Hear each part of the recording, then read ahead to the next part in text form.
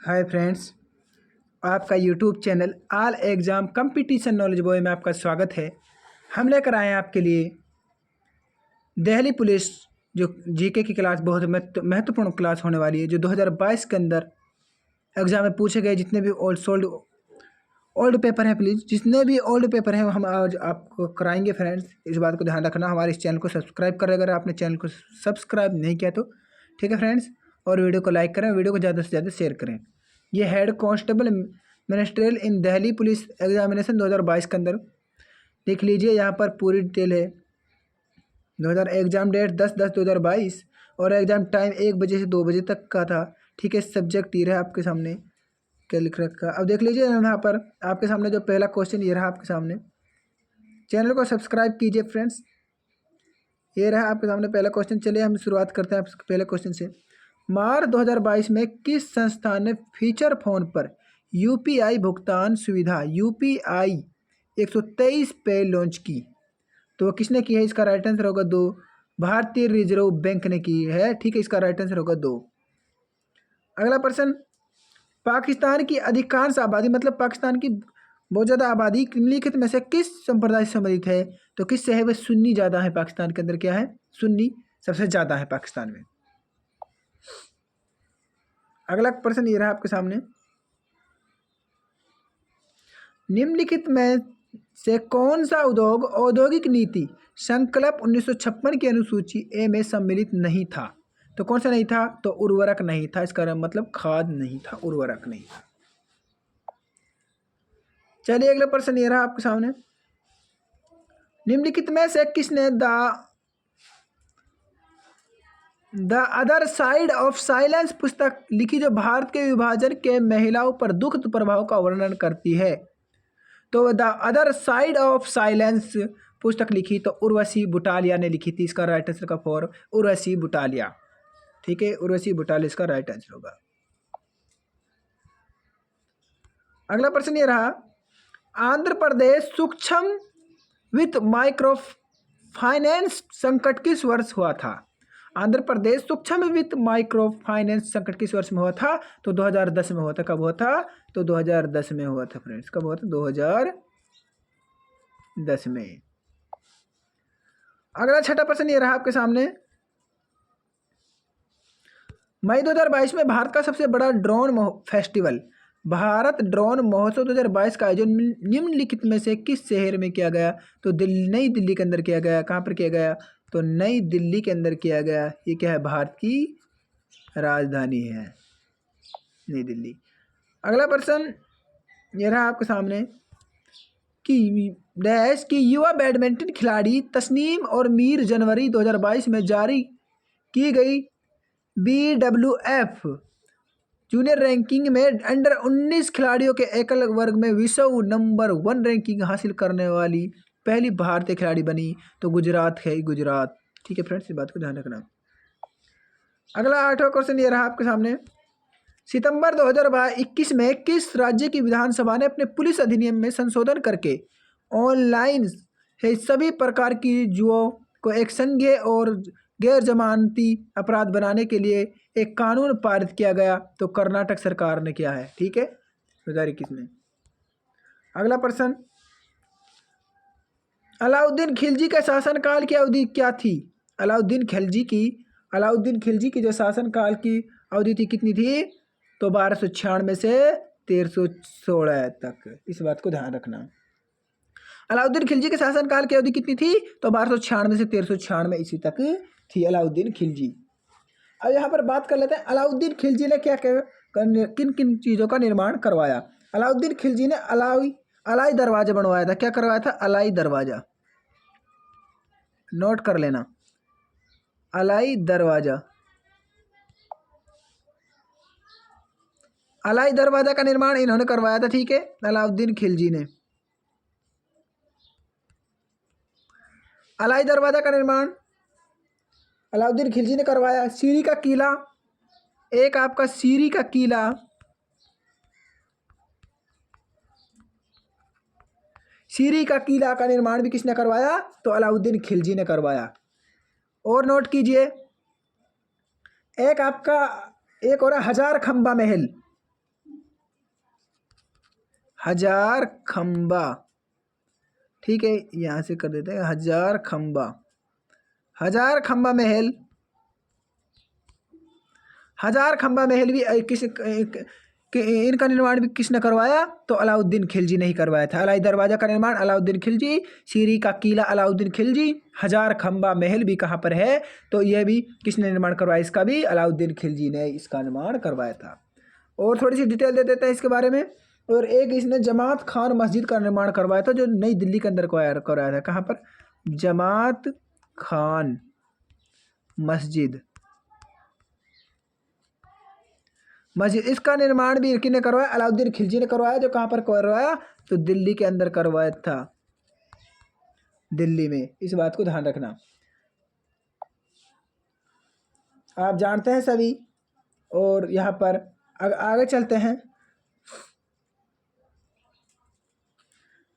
अगर ये पूछा अलाउद्दीन खिलजी किस वंश के शासक थे? तो खिलजी वंश के शासक थे।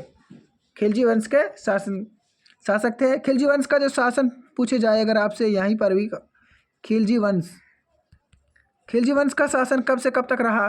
तो खिलजी वंश का शासन 1290 से और 1320 ईस्वी तक खिलजी वंश का शासन रहा। इस बात को ध्यान रखना।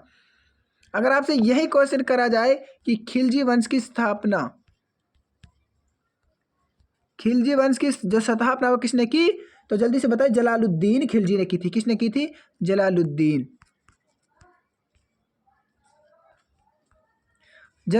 खिलजी ने इसकी स्थापना की थी, ठीक है। और जलालुद्दीन का जो बचपन का नाम था वो क्या था? अली था।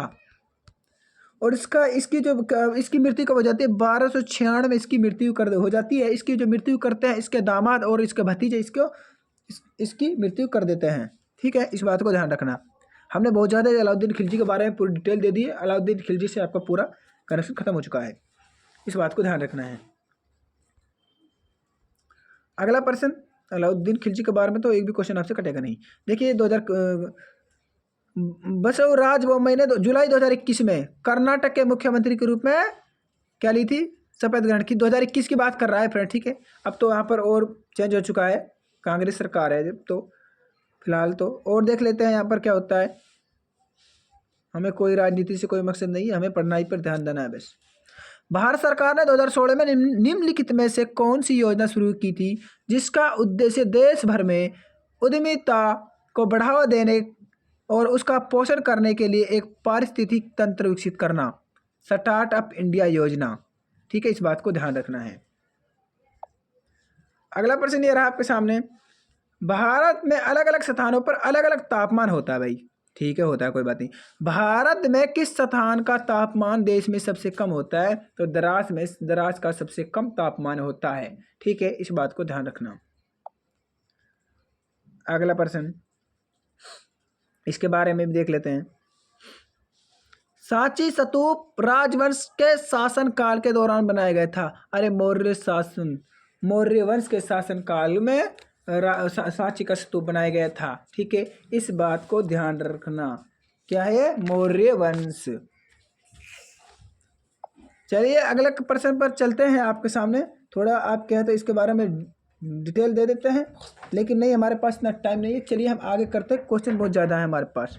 आज हम आपके लिए बहुत ज़्यादा क्वेश्चन कराने वाले हैं। अगला क्वेश्चन ये रहा आपके सामने। देखिए फ्रेंड्स, निम्नलिखित में से कौन सा कथन सही है ये बताना है। वैयक्तिक प्रयोज्य आय PDI, व्यक्तिक आय, व्यक्तिक कर भुगतान, गैर कर भुगतान। इसका राइट आंसर होगा 4, ठीक है। इस बात को ध्यान रखना है। अगला क्वेश्चन 15 क्वेश्चन ये रहा आपकी स्क्रीन पर। जल्दी से इस क्वेश्चन का राइट आंसर बताइए। भारत के भू राजस्व अभिलेखों के अनुसार भूमि के जिस भौतिक विस्तार में फसलों की बुआई और उपज होती है उसे क्या कहते हैं? उसे निवल बोया क्षेत्र कहते हैं। क्या कहते हैं? निवल बोया क्षेत्र कहते हैं। न्यायिक और गैर न्यायिक अधिकारों के बीच भेद करने के लिए, ठीक है फ्रेंड्स, भेद करने प्रतिष्ठित सप्रू समिति ने किस वर्ष में अपनी रिपोर्ट प्रकाशित की थी? तो 1945 में की थी। किसमें? 1945 में। अगला प्रश्न, दुनिया भर में घेंगा थायरॉइड ग्रंथि की अनियमित वृद्धि का सबसे आम कारण आयोडीन की कमी है। क्या है? आयोडीन की कमी। घेंगा से ही पता पड़ जाता है फ्रेंड्स।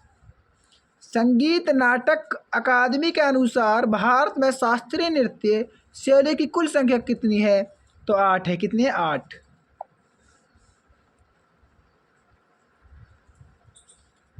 भारत में ब्रिटिश शासन के दौरान निम्नलिखित में से किसने राष्ट्रीय नेता ने अपने अनुयायियों के साथ 1939 में अखिल भारतीय फॉरवर्ड ब्लॉक की स्थापना की थी? तो सुभाष चंद्र बोस ने की थी। किसने? सुभाष चंद्र बोस। 20वां क्वेश्चन ये रहा आपके सामने। गणगौर उत्सव मुख्य रूप से भारत के निम्नलिखित में से किस राज्य में मनाया जाता है? तो राजस्थान में मनाया जाता है। कहाँ पर? राजस्थान में। देख लीजिए यहाँ पर कंप्यूटर भी करा देते हैं जीके के साथ साथ। आपकी जीके और कंप्यूटर के क्लास तो हमारे इसी चैनल के माध्यम से होगी, ठीक है। और हम आपके लिए रीजनिंग और बाकी क्लास भी तैयार कर रहे हैं, तो इसी तरह से हमारे चैनल को सब्सक्राइब कीजिए। देखिए अगला प्रश्न, किसी पेज को सर्वर पर कॉपी करना कहलाता है? तो पेज अपलोड करना कहलाता है। क्या कहलाता है? पेज अपलोड करना।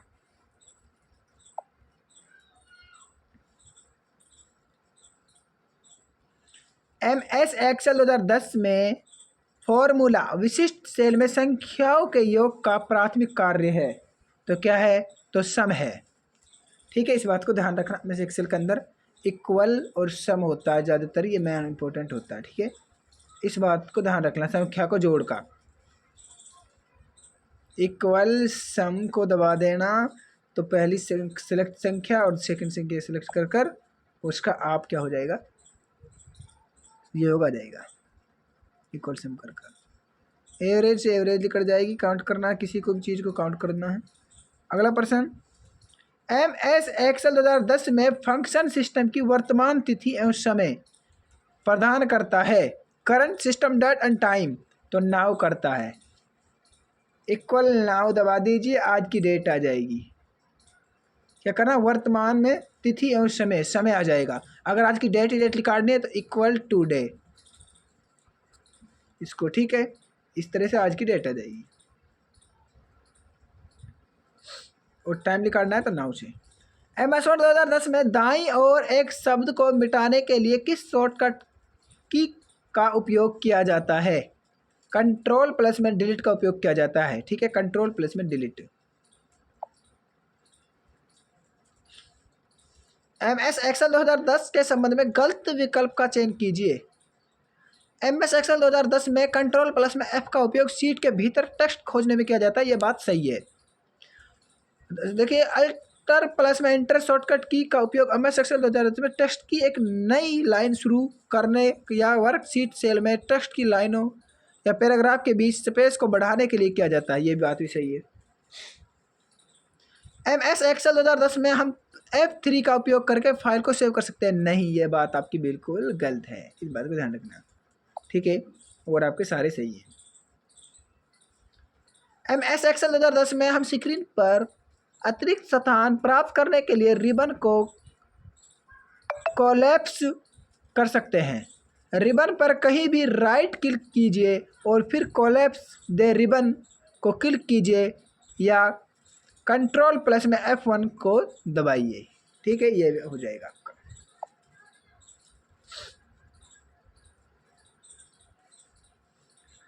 ऐसी वेबसाइट जिसमें लेखक या लेखकों के अपने अनुभव, अवलोकन, विचार आदि होते हैं, ब्लॉग के रूप में जाने जाते हैं। किसके रूप में जाने जाते हैं? ब्लॉग के रूप में जाने जाते हैं। अगला प्रश्न, MS एक्सेल 2010 वर्कशीट के सेल में दर्ज किए गए असंख्यात्मक मानों का डिफ़ॉल्ट अलाइनमेंट क्या है? तो क्या है? राइट है आपका। क्या है? राइट है। अगले प्रश्न पर चलते हैं। यह रहा आपके सामने 9वां क्वेश्चन। यह कंप्यूटर का 9वां क्वेश्चन है, का 20 जान दे, ठीक है। जीके का 20 करा चुका हूँ और कंप्यूटर चल रही है। निम्नलिखित में से कौन सा एक ईमेल एड्रेस में एक वैध डोमेन नेम है? तो क्या कौन सा है? ये तीनों क्या है? gmail.com, outlook.com, yahoo.com, ये तीनों हमारे डोमेन नेम है। ठीक है, इसका राइट होगा 3। अगला पर्सन, MS एक्सेल 2010 में टेबल का नाम बदलने रीनेम के लिए निम्न में से किस कीबोर्ड शॉर्टकट का उपयोग किया जाता है? कंट्रोल+ में R का प्रयोग किया जाता है, इस बात को ध्यान रखना है। ठीक है, अगर आप हमारे यूट्यूब चैनल को सब्सक्राइब नहीं किया तो चैनल को सब्सक्राइब कर लीजिए।